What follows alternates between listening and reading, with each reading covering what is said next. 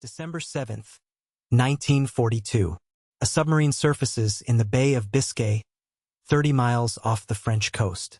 The sea is black. The wind is coming from the northwest at 15 knots. The temperature is just above freezing.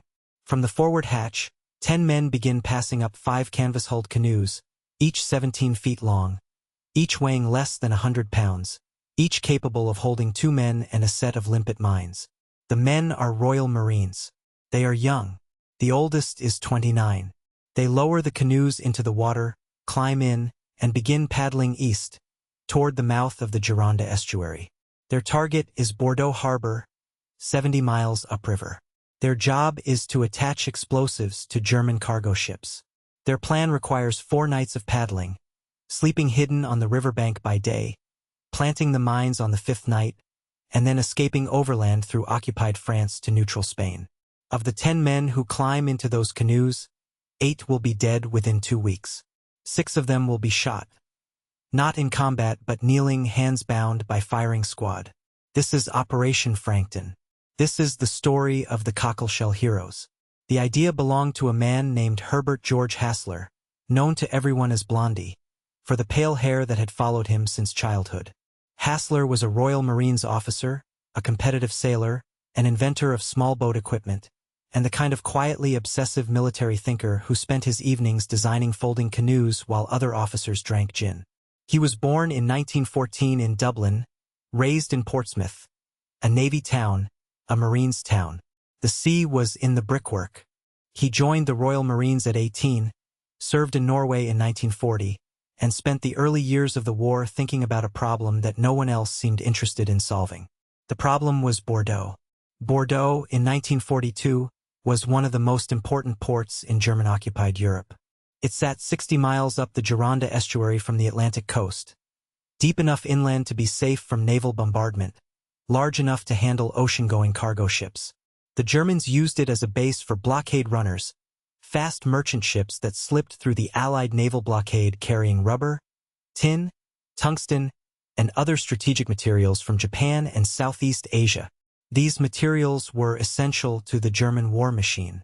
Without them, production of everything from aircraft tires to armor-piercing ammunition would slow. The Royal Navy could not get at them. The estuary was mined. The harbor was defended by shore batteries. A surface attack would be suicide. An aerial bombing raid would destroy the port and kill French civilians, and the port would be rebuilt. What was needed was something precise, something small, something that could slip past the defenses, damage the ships, and disappear. Hasler proposed canoes. The canoe he designed was called the Cockle Mark II, a folding, 2-man craft with a canvas hull stretched over a wooden frame. It could be broken down and stored in a submarine torpedo tube. It drew less than a foot of water. It was silent. It was, to anyone looking for it with radar or binoculars, effectively invisible. The plan was straightforward in the way that plans are always straightforward when described in a briefing room and never straightforward when executed in the dark on freezing water in enemy territory. A submarine would carry the team to the mouth of the Gironde. The men would paddle upriver over 4 nights, hiding by day in the reeds along the bank. On the 5th night, they would approach the cargo ships in Bordeaux harbor, attach limpet mines to the hulls below the waterline, set delayed fuses, and paddle away. Then they would ditch the canoes, split into pairs, and walk south through occupied France to Spain, roughly 100 miles overland through enemy-held territory in winter. Combined Operations Headquarters approved the operation. Hasler selected his men from the Royal Marine Boom Patrol Detachment, a small unit he had formed specifically for this kind of work. He chose 10, including himself. They trained for months. They practiced night paddling, silent beaching, mine attachment, escape and evasion. Then they went. The submarine HMS Tuna surfaced on the night of December 7th. The 10 men launched their 5 canoes in darkness. They were designated by fish names: catfish, crayfish, conger, cuttlefish, and coalfish. Hasler was in catfish, paired with Marine Bill Sparks. The trouble started immediately. Cuttlefish was damaged during launch, its hull torn on the submarine's casing. His crew, Marines Ellery and Fisher, could not continue. They were taken back aboard the submarine. 2 men down before the mission had properly begun. The remaining 8 men, in 4 canoes, began the long paddle toward the estuary mouth. The current was against them. The tide was running.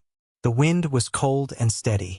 They paddled in silence, 2 men to a canoe, stroke by stroke, mile by mile, into the darkness. The first night nearly killed them all. The tide rips at the mouth of the Gironde are violent. Standing waves, cross-currents, eddies that can spin a small boat like a leaf. Coalfish capsized in the turbulence. Its crew, Marines Sherd and Moffat, were thrown into the water. The water temperature was near freezing. Sherd died of hypothermia. Moffat was pulled from the water but was too cold to continue. Conger was separated from the group in the darkness and the confusion of the tidal race. Its crew, Corporal Laver and Marine Mills, were never seen again that night. They made it ashore eventually, but they were captured by German forces within days. From 10 men, Hasler was down to 6, 3 canoes. Catfish, crayfish, and 1 question mark. They paddled on. For the next 3 nights, the surviving crews paddled upriver. They moved only at night, covering 10 to 15 miles per tide. By day they hid, pulling the canoes into the reeds along the bank, covering them with camouflage netting, lying flat and motionless while German patrol boats passed within yards. They ate cold rations. They could not make fires. The December cold was relentless, damp, penetrating, the kind of cold that settles into the bones and stays there. They slept in their canoes, wrapped in whatever they had, waiting for darkness to fall so they could move again.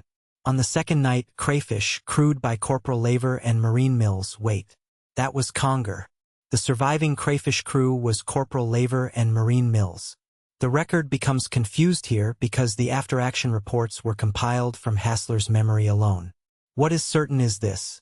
By the 4th night, only 2 canoes, catfish and crayfish, were still operational and in position. 6 men remained.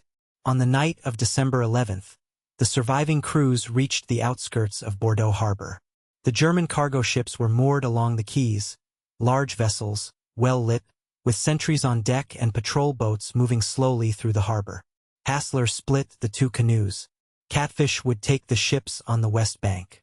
Crayfish would take the east. They agreed on a synchronized attack. Then they separated, and each canoe moved silently toward its targets. What followed was an exercise in nerve. Each pair paddled alongside the hull of an enemy ship, so close they could touch the steel, while sentries stood on the deck above them.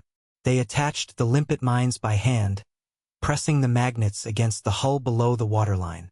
The mines were set with delayed fuses, 9 hours. Enough time to get away. Catfish, Hasler and Sparks, placed mines on 2 ships. Crayfish, Corporal Laver and Marine Mills, placed mines on 2 more. The work was silent. The mines held. No one was detected. Then they paddled away. Downstream, past the harbor, past the patrol boats, into the darkness of the estuary. They ditched the canoes on the east bank, destroyed them, and began walking south. At approximately 6:30 the following morning, the mines detonated. 4 ships were damaged, 1 severely. The harbor was thrown into chaos. The Germans had no idea what had happened. Now came the hardest part. Laver and Mills walked south for several days before they were captured by German forces. They were interrogated, then transferred to military custody. Under Adolf Hitler's Commando Order of October 1942, a secret directive ordering the execution of all captured Allied commandos, regardless of whether they were in uniform, Laver and Mills were shot. So were Sergeant Wallace and Marine Ewart from Coalfish, who had been captured earlier. So were McKinnon and Conway from the other missing canoe. 6 men, all captured in uniform, all prisoners of war under the Geneva Convention, all executed under an order that was itself a war crime. Hasler and Sparks survived. They walked south through occupied France for nearly 100 miles, traveling at night, hiding by day. They were helped by the French resistance, a network of ordinary people who risked their lives and the lives of their families to shelter 2 cold, exhausted, hunted men they had never met. They were passed from safe house to safe house. A farmer's wife gave them civilian clothes. A schoolteacher hid them in a cellar for 3 days. A wine merchant arranged their passage across the demarcation line into Vichy, France. From there, they reached Spain, then Gibraltar, then England. They arrived back in London in April of 1943, 4 months after they had left. Of the 10 men who had launched from HMS Tuna, they were the only 2 to return. Lord Mountbatten, Chief of Combined Operations, would later say that Operation Frankton had shortened the war by 6 months. Historians have debated that number. The damage to the ships was real but not catastrophic. The blockade runners could be and were repaired or replaced. But the strategic effect was broader than the physical damage. The raid demonstrated that no port was safe, that the Germans could not protect their harbors from small, determined forces operating with audacity and precision. It forced them to divert resources to port defense across occupied Europe. Blondie Hasler received the Distinguished Service Order. Bill Sparks received the Distinguished Service Medal. The 6 men who were executed received nothing. Their deaths were not confirmed until after the war, when the Commando Order was entered as evidence at the Nuremberg trials. The officers who carried out the executions were tried and convicted. Hasler went on to become one of Britain's leading ocean sailors, designing a self-steering gear for sailboats that revolutionized single-handed sailing.